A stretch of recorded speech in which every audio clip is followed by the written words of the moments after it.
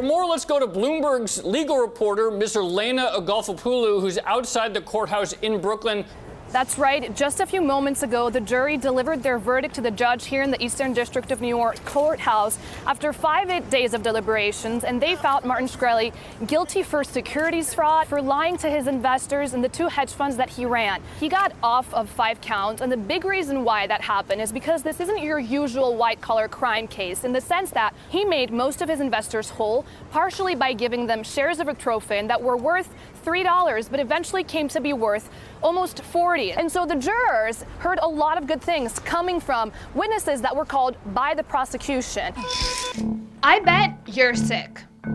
Not with some deadly disease. I mean, you're probably sick of the endless talk about Obamacare. Yet the debate over healthcare started way before Obama was even born. Doctors, politicians, worker unions have been arguing forever. Should it be limited, covering some? Or should it be universal, covering everyone? Should it be mandatory or optional? Should private companies provide it or the government? Thousands of Democratic supporters are gathered in Castro. It is Wednesday, November 9th, 7 p.m. It hasn't even been 24 hours since Donald Trump won the presidential election, and they're here to make sure they're heard. They are not happy with last night's result, and they're asking for Donald Trump to step down. As you can see, there is some police presence in downtown San Francisco, even though this demonstration is so far peaceful. I see you're waving the American flag. Tell me a little bit about why you're holding that flag up high. I'm waving the American flag right now because I don't feel that Donald Trump represents this flag. Ariana Huffington, thank you so much for being here with us today. How does it feel to be back? I feel incredibly moved to be back home. Greece will always be home. In your statements, you seem confident that Greece will overcome the crisis. Why are you so confident? Because, sorry.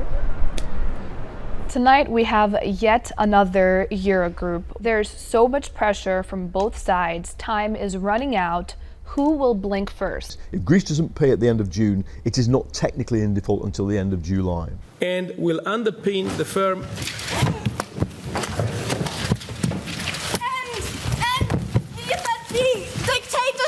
Josephine, your demonstration made headlines all over the world. What is the message that you want to pass along? So I decided to step into the devil's den and to dance on their table and to give them all a confetti shower to show them that we're not agreeing with their policies, we're not agreeing with their measurements, and we're actually affected and we're actually angry. We're in San Francisco's Fisherman's Wharf and we're testing out the ick factor. We're gonna see who's brave enough to try some deep-fried crickets that have been seasoned with salt, chili, and lime. So what do you think is under here?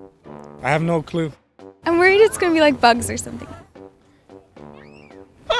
What is that? Oh wait, are those wasps? It's crickets. Insects. Mr. Chog, archaeologists found coins that depict Alexander the Great on them. How do you think these can contribute to the research surrounding Amphipolis?